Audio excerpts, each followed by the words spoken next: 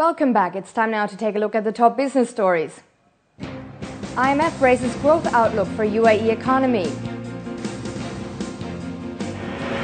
Retail banking to increase banking industry's growth by 10%.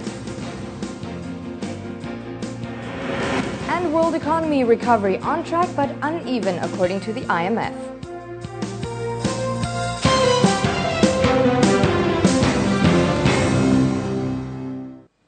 Let's look at the equity markets first. Both the DFM and the ADX gained. Dubai's benchmark even reached a 2-month high as investors cheered changes to the exchange settlement system, which may result in the UAE reaching MSCI emerging market status. Dubai's DFM General Index gained 1.1% to close at 1,590 points.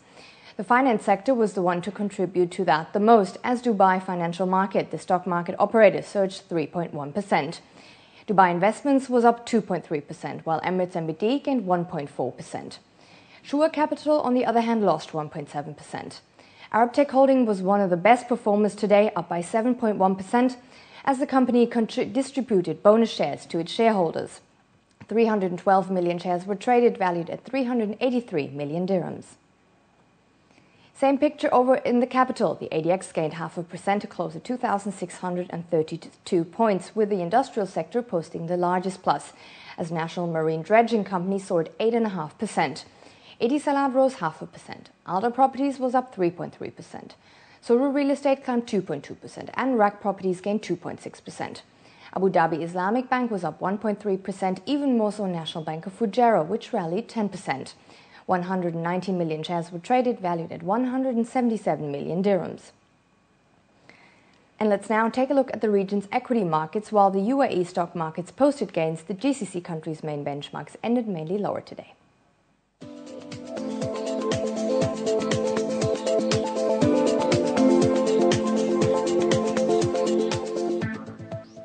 And now to our top stories. The International Monetary Fund has raised its gross domestic product outlook for the UAE due to the Emirates' political stability.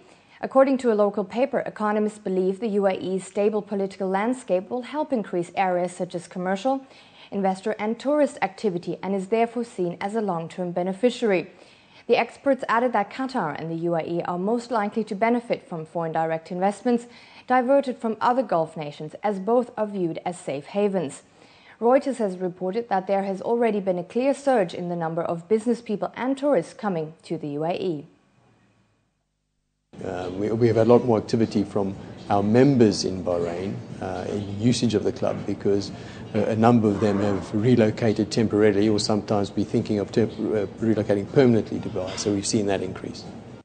Retail banking in the UAE is set to dominate the banking industry's growth by 10% over the next 5 years.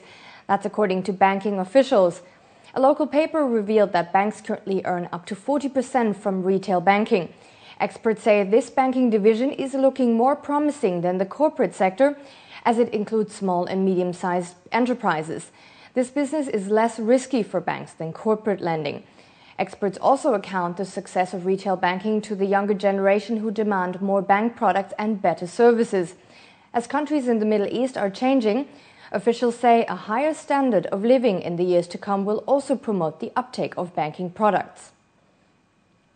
Economic Zones World, a global provider of industrial and logistics infrastructure solutions, and stock exchange operator Nasdaq Dubai have signed a deal that will provide equity financing opportunities for companies in the Jebel Ali Free Zone.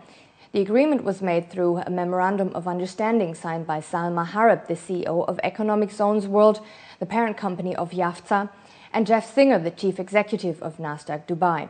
Under the agreement, both sides are to identify companies based in Yafza that will benefit from carrying out an initial public offering on the stock exchange.